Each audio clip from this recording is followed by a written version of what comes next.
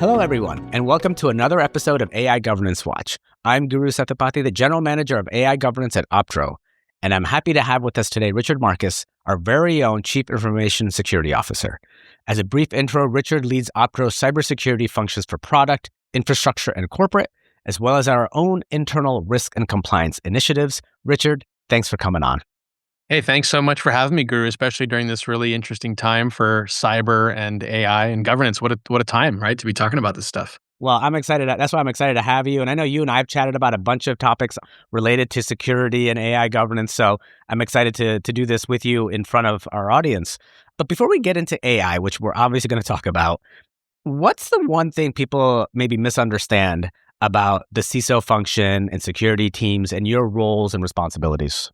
Yeah, I think a common misconception, especially around AI, is that we're the department of no. I think a lot of the rogue AI that we're seeing, a lot of the experimentation that we're seeing around AI sort of assumes that security wouldn't be an ally or an advocate for some of that investment. And I think it just fundamentally misunderstands a lot of the posture and intention for security teams. We're using AI in a lot of our own teams' internal work, and I think it's easy for us to see, the value proposition and what it means to the business. And so we're all hands on deck, really kind of leaning into this trend and trying to help the business adopt the technology safely. But I think there's really a fundamental misunderstanding about what partnership opportunity exists if you engage security or really any risk functions, right? The risk management and audit functions included. Yeah, I think there's a natural view that security is going to be super risk averse. And I think that's what you're alluding to. And in our conversations, I have not found you to be that way in your teams. And so it's been a really breath of fresh air. Look, what is the mindset shift, right? When you think about AI, both in terms of how you think about using it for enhancing security, but also the incredible surface area of risk from a security standpoint. Yeah, there's certainly a lot of hyperbole and metaphors around AI, and pick whichever one you want. The AI revolution, this inflection point, tipping point. I mean, it's all true. I think we can look to our history, DevOps, cloud transformation, shift left security. A lot of these inflection points in the tech industry are similar in that they require a mindset shift. The way that we do things before and after are going to look and feel completely different. And that impacts security as well. I think, as we look back to some of these other prior transformations, like DevOps and shift left in particular, I think it was hard to tell in real time, but certainly in hindsight, it's obvious that we're more secure after than we were before.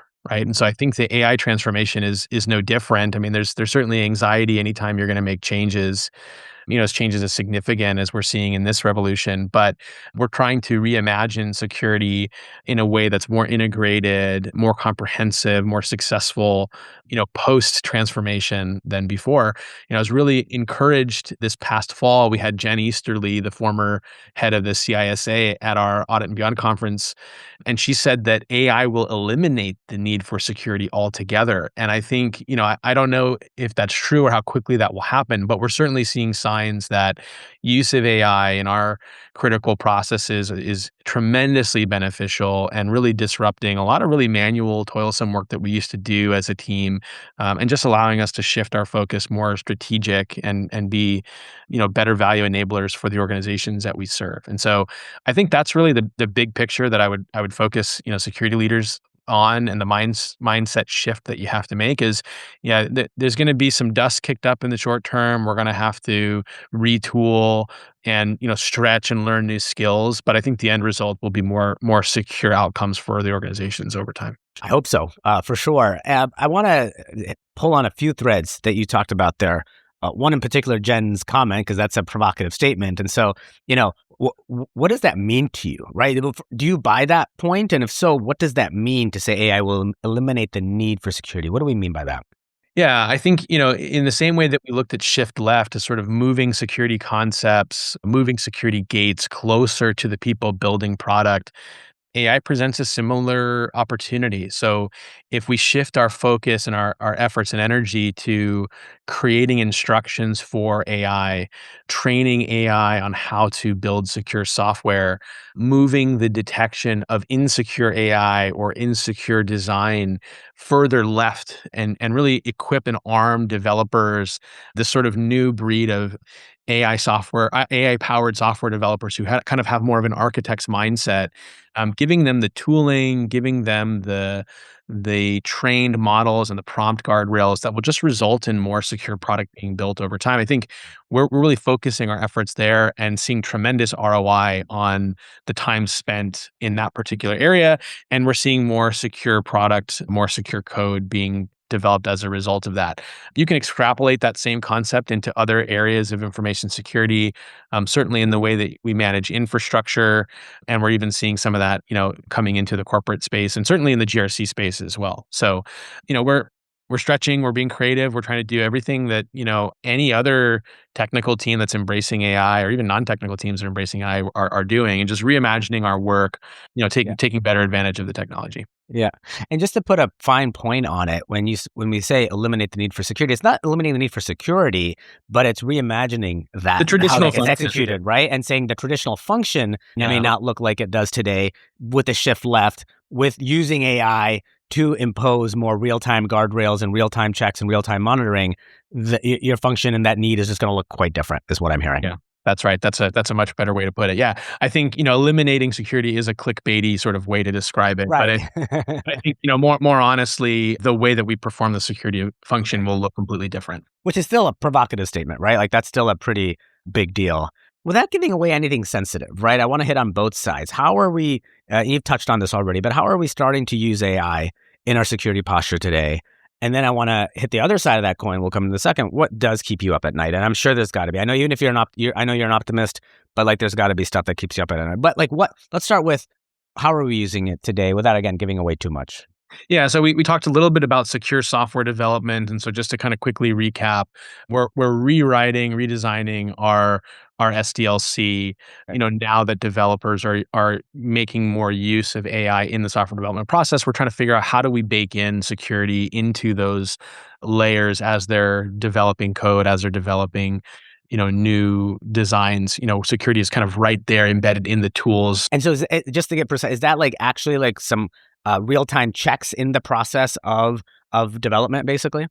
Yeah, so there's a lot of great use cases for AI in vulnerability detection, but that's not even far left, kind of far further left enough. We certainly are using AI in vuln detection and vuln management, but we want to be able to provide security agents for developers to use in real time to evaluate the security of the designs they're proposing. So if you think about when a developer tries to decompose a design document into tasks for an AI to go write code, there should be a security agent right there evaluating those designs and notifying them what security risks and threats might exist in their design, giving them controls, recommended controls to implement, and sort of informing the architecture that they're building kind of in real time. So that's a really powerful new use case that, like, we never had enough human threat modelers to scale that over all of the work that the teams might be doing. But an AI agent certainly can scale over everything a developer might be building. So, and that's the transformational power here, right? Like, is that scaling? Like, when you're talking about embedding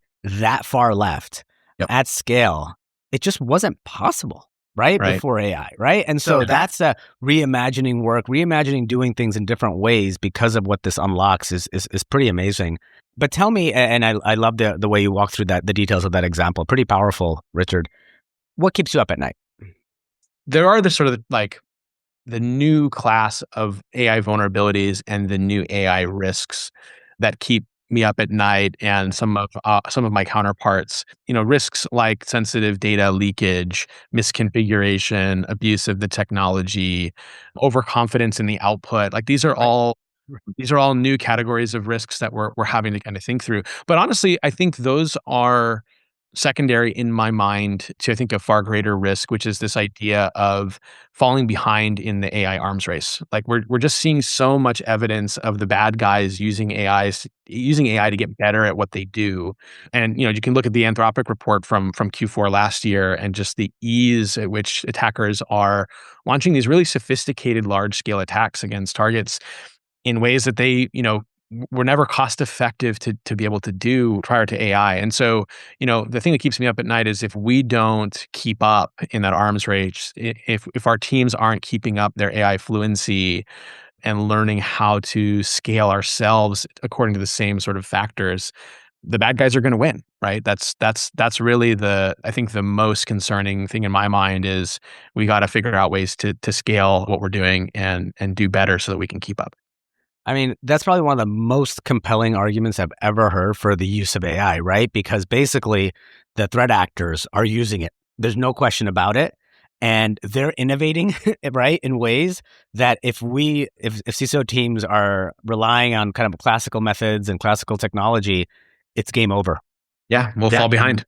100%, right? They can scale the attacks. They can do new types of attacks. It changes their business model. It changes their ability to scale these threats. And I can understand why, as a CISO, you're 100% going to have to leverage AI to combat their use of AI, essentially, right? And I think that's pretty important.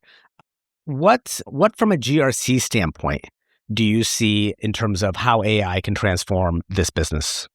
Yeah. So from a GRC standpoint, and I think about security operations in a similar way, there's still so much manual work that we do, so toilsome work that we do that can be so much better done, more cost effectively done by AI. So in GRC, you can look at third party risk and things like questionnaire automation, drafting policies, drafting control descriptions, drafting risk scenarios, mapping key controls and risks together.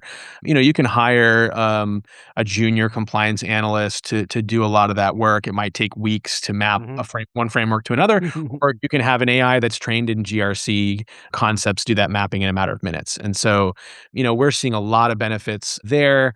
We're seeing a lot of benefits in our talent pool, right? Like I think a lot of analysts don't want to be doing that low level work. They want to be doing more strategic work. And so there's been tremendous benefits there. I think the thing I'm most excited about in the GRC space is using AI in control testing. So looking at sort of the relevance and quality of evidence and being able to evaluate that evidence in a more automated way and be able to do that at scale. In GRC, you're always having to make trade-offs around testing frequency, testing depth. And with AI, you don't have to make those trade-offs, right? You can test a lot more, a lot frequently because you're not limited by the human factor there. And then, the focus really comes to quality control, right? Having somebody trained in GRC, overseeing those agents, assessing quality, tuning, making sure that you can stand behind the decisions that they make. But again, we're seeing huge ROI and productivity gains across all those areas in GRC and security operations. That's pretty exciting. I want to leave you with a kind of one last question, which is more about kind of the CISO function, team, talent, skills, etc. How you see that evolving, and Richard, if this is one of the conundrums right now, right, where the AI is going to automate a lot of the tedious work, the grunt work, etc., but the next generation, if they don't go through some of that learning, can they be the people overseeing this stuff, right? You just talked about how that's going to work, but we can oversee that work because we went through it. We learned the ropes, so to speak, right? How do you see that working in the CISO function for the next generation? Yeah, well, I think the transformation will be difficult. I think it will be difficult for security teams and for the organizations they serve. It's not something that's going to happen overnight. And so change management, change resilience really is the key function for the CISO role.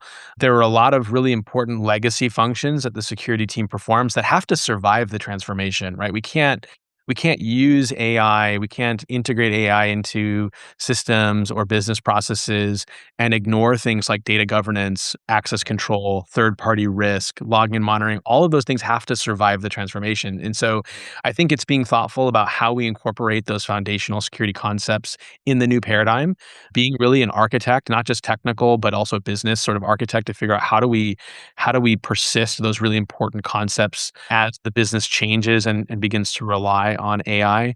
And that really is a strategic role, right? It's less technical. It's a creative role. It's trying to figure out how we do things differently and achieve, similar results post transformation. And then I think the biggest piece of advice I would give CISOs is that that's really hard on people. Like people part of that problem is really tough. I'm seeing a lot of anxiety in the teams that I manage around, you know, think about somebody who's worried about who moved my cheese. Well, we're going to move everything. We're going to change everything. And so helping your team manage through those changes, addressing the fear and anxiety, I think is a really important role that CISOs need to play. And I would just advocate for relentless optimism and growth mindset, right? It's a new skill. You're learning, you're developing, you're stretching, and it's going to be good for the business. It's going to be good for the security industry if you can kind of keep up that relentless optimism and growth mindset, and then just encourage your teams that, whoever is the most resilient to change will win at the end of the day. Look, I know many organizations are struggling with this change management. I do think that's going to be one of the biggest challenges in this AI era is that change management, the new way of doing things, the new mindsets, the new skills, and how do you get your talent to kind of move quickly as the technology and the organizational changes are happening.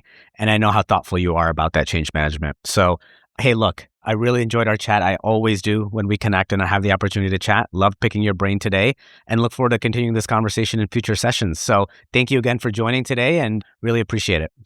Absolutely. It's a very exciting time to be in this space, and I really appreciate you having me on. Awesome. Have a great day. You too, Guru.